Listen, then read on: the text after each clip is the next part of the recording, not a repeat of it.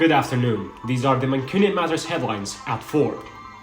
The Manchester Arena bombing inquiry findings listed a catalogue of failings by the emergency services, and that at least one of the 22 victims, John Atkinson, would have probably survived had there not been inadequacies in the emergency response. John Atkinson's family said he was left dying without his dignity on the floor when it should have been obvious to medics that he needed to get straight to the hospital. As we know from witnesses, John kept asking if he was gonna die.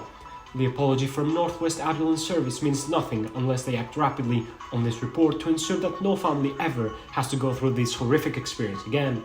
The report also criticises Greater Manchester police staff, including duty officer Dale Sexton, who according to the inquiry made a significant mistake in not swiftly declaring a major incident. The Bank of England announced an increase in interest rates to 3%, a 0.75 rise, the biggest hike since 1989. It is the 8th consecutive rise since last December in an effort to combat inflation. This rise will have a big effect on those with mortgages, credit cards and bank loans. The decision also caused the pound to fall once again compared to the dollar by a further 2 cents. 4 people were taken to the hospital after a Mercedes and a tram collided at Aston Mill Road near the Velo Park tram stop just before 6 p.m. last night. Due to the incident, services between Clayton Park and Velo Park were suspended. Hundreds of fans approaching the Etihad Stadium for Manchester City's Champions League match experienced delays due to the incident. 90-year-old CeeLo George Pottinger was charged on Monday with the murder of MMU student Luke O'Connor, who was fatally stabbed in Fallowfield last week. He is also accused of possession of a bladed article.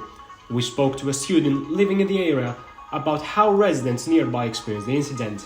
It was a massive shock to see this happen in an area so close to me. I've lived in Fallowfield for nearly 3 years, and you just don't expect something like that to happen on your doorstep. I know a lot of other students were very shocked by it as well and don't feel safe living in the area anymore. But the police have reassured us that it is a safe area to live in, and they put measures in place that will make students feel safer to live there. It will be a busy weekend across Greater Manchester for Bonfire Night on Saturday. Even though Manchester City Council has announced that no official events will take place, with rising costs being one of the key issues, there are still organised displays in both Oldham and Salford. Manchester Fire Rescue Service is urging people to check out the Bang Out of Order fireworks safety guidelines on their website. Now to the sport. Manchester City concluded their group stage campaign in the Champions League with a 3-1 win against Sevilla at Etihad. With the group's top position already sealed, Pep Guardiola rotated the squad, giving 70-year-old Rico Lewis the chance to set a new record for the youngest player to score in his first start.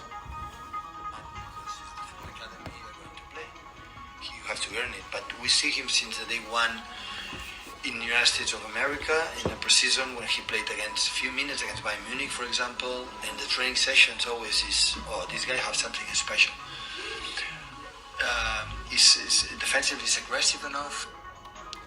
Manchester United need to beat Real Sociedad by 2 goals in order to clinch the group's top position tonight in the last match for the Europa League group stages. Manager Erik ten Hag is confident about United's chances and pointed out that the team has grown since the previous encounter with the Spanish side. Well, on to weather, it is expected to remain dry for the rest of the day, with some clouds later this afternoon and a high of 11 degrees. Friday is staying dry and bright, with rain expected early Saturday morning. That's the latest. I'm Andreas. See you next time.